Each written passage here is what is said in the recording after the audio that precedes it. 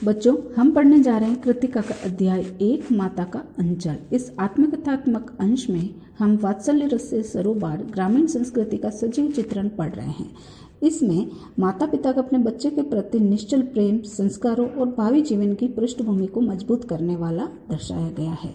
इसके पूर्व अंश में हमने पढ़ा कि किस प्रकार माता पिता अपने बच्चे की छोटी छोटी आवश्यकताओं का ध्यान रखते हैं।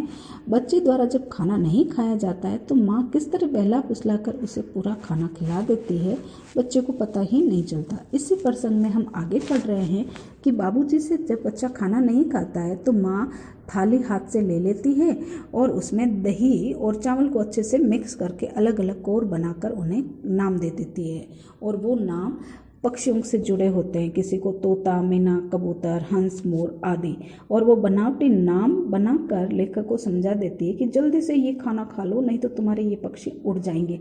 और लेखक भी उस भाव में इतने खो जाते हैं कि तुरंत जल्दी जल्दी चबा कर अपना खाना खत्म करने लग जाते।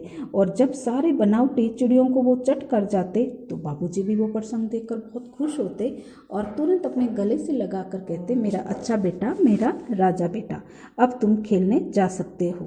बस फिर क्या था, उनको तो मौका मिल गया और लगे उछल कूद करने। खाना खा लिया और अच्छे से खाना खाते ही छोटा बच्चा तो नाचने कूदने लग जाता है, तो लेखक भी नाचने कूदने लग जाते थे। और फिर उनके पास एक लकड़ी का बना हुआ बड़ा सा घोड़ा था, उसे उन्होंने रस्सी से बांध रखा था। उस घोड़े को लेकर वे अपने दोस्तों के साथ खेलने के लिए जिस अवस्था में होते वैसे ही गले में निकल जाते थे।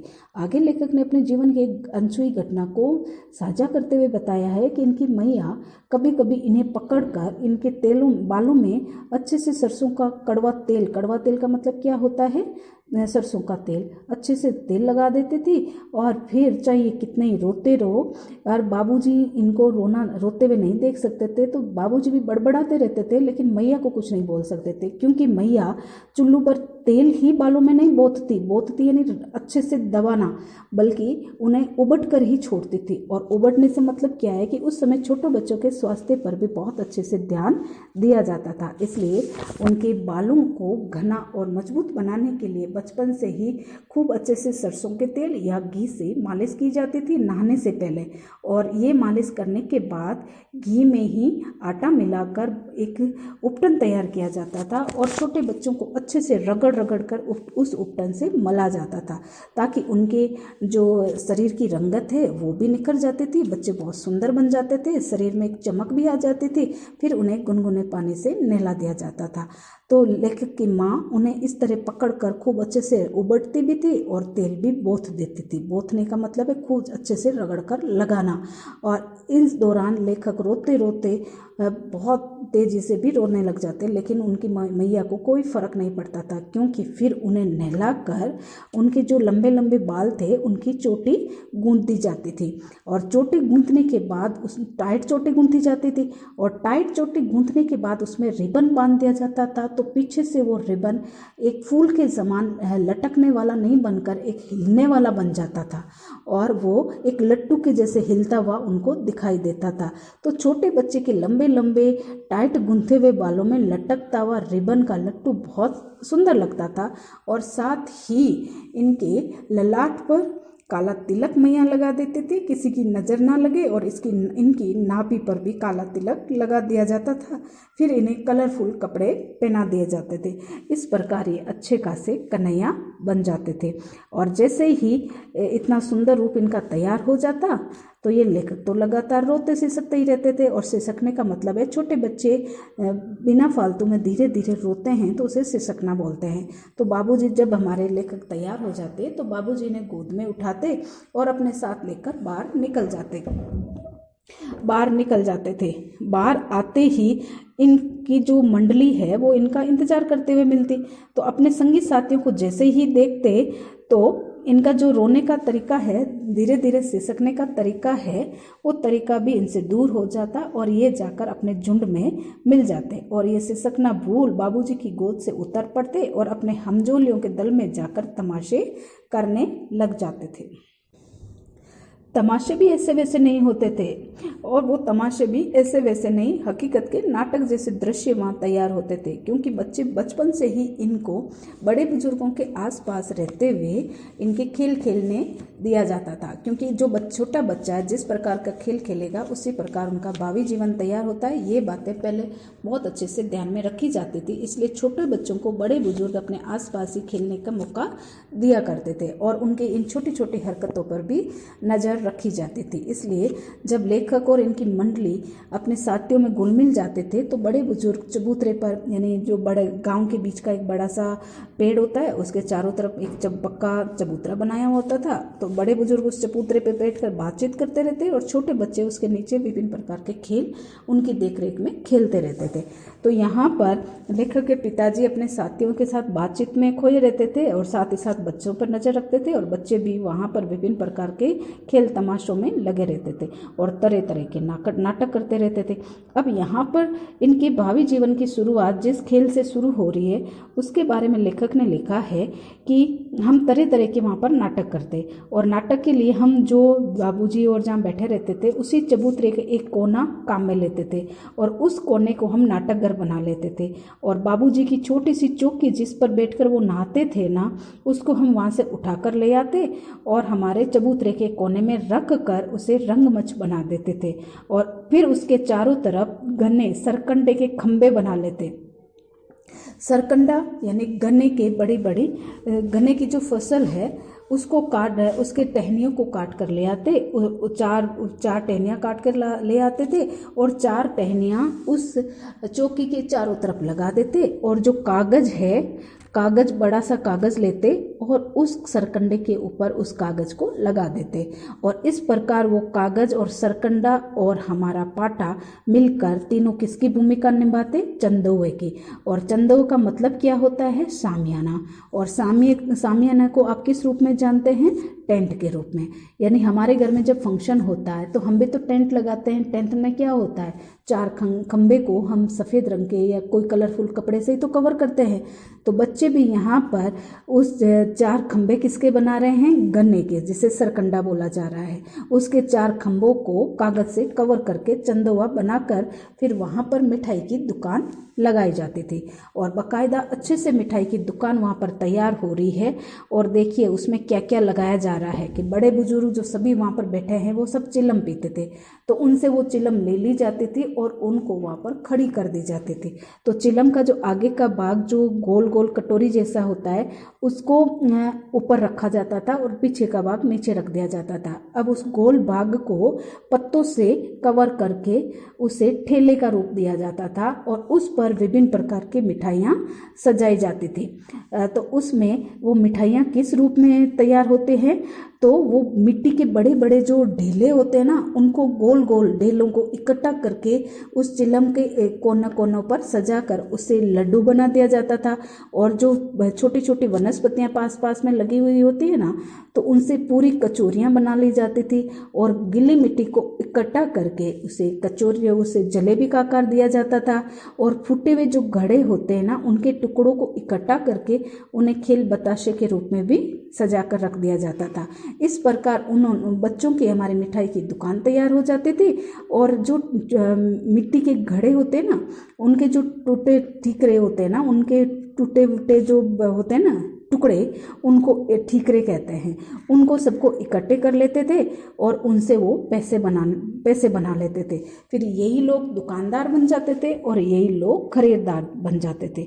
बच्चे इतनी तल्लीनता से खोकर ये कार्य करते कि बच्चे भी बच्चों की उस बात को बड़े बुजुर्ग भी ध्यान से देखते हुए उस खेल में खो जाते थे। जैसे ही बच्चों की ये सुंदर सी दुकान तैयार हो जाती और खरीदारी का कार्य शुरू होता, तो हमारे लेखक के पिताजी और उनके संगी साथी भी बच्चों की दुकान पर जाकर मिठाइयाँ खरीदने का प्रयास करते। और जैसे ही हमारे बड़े बुजुर्गों का इंटरफेयर उन बच्चों के खेल में होता, बच्चे अपने खेल की तल्लीनता से भंग हो जाते और उस खेल को पूरा वहीं बिखेर कर दूसरे खेल की दुनिया में भाग पड़ते। यानी तुरंत वो खेल खिलौना वहीं पर ख़त्म और उसे बिखेरा और अपनी दुनिया में आगे की ओर भाग चलते थे। फिर आगे लेखक ने लिखा है कि जैसे ही हमारी दुकान का कार्य समाप्त होता है, हम दूसरे खेल की भूमिका बनाने में लग जाते हैं और उस दूसरे खेल की भूमिका के लिए हम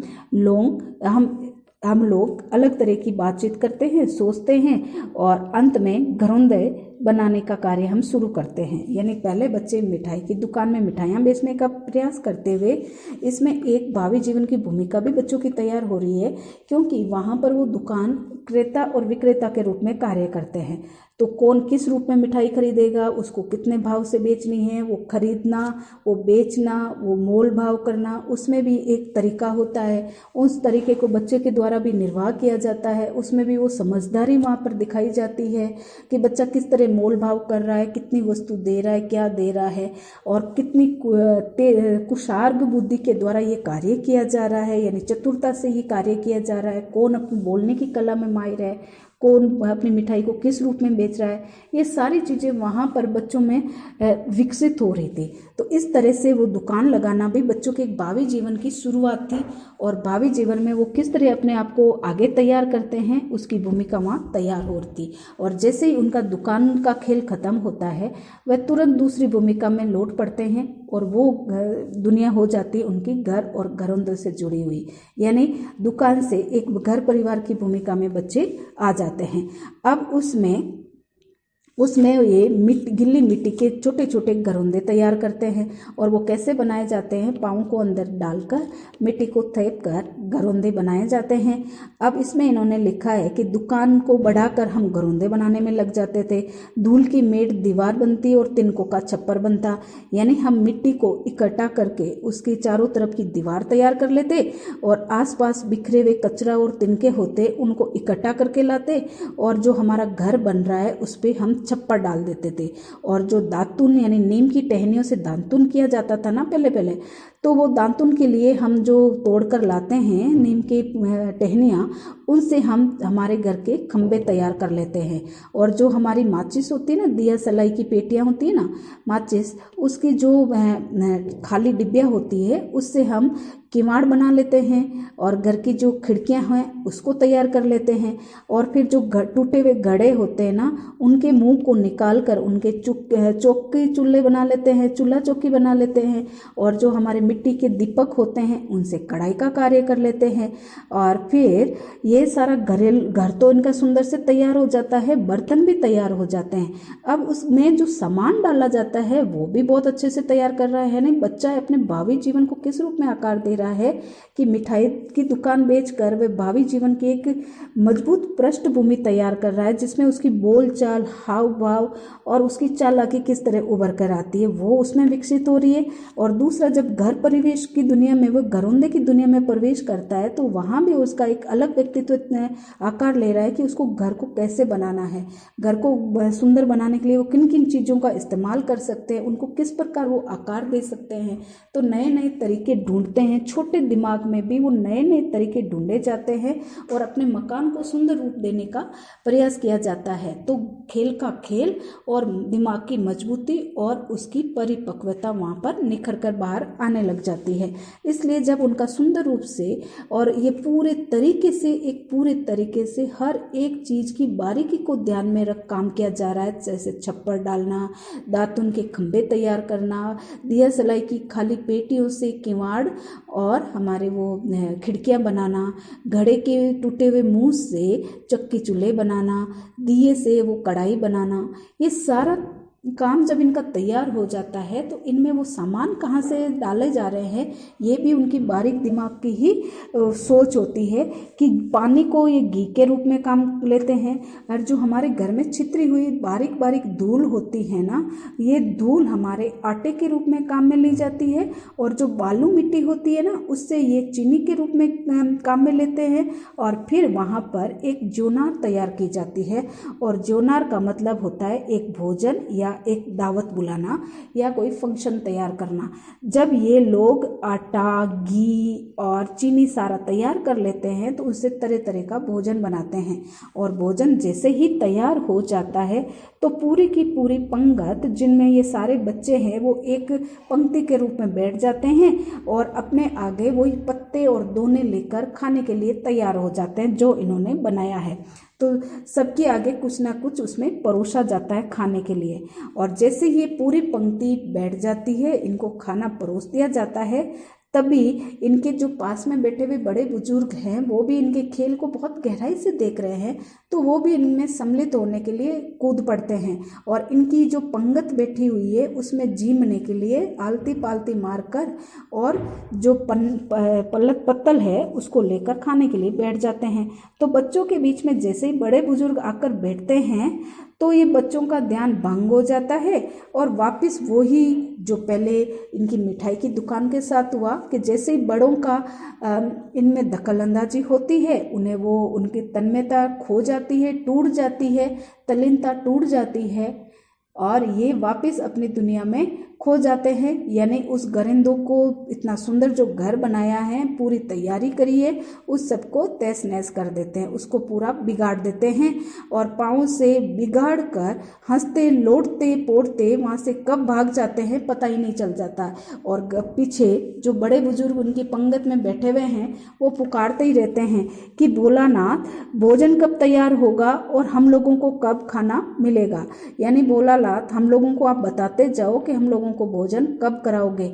और बड़े बुजुर्ग ऐसे बोलते जाते और ये छोटे बच्चे अपनी दुनिया में खुश होकर नाचते कूदते वहाँ से खिसक जाते थे।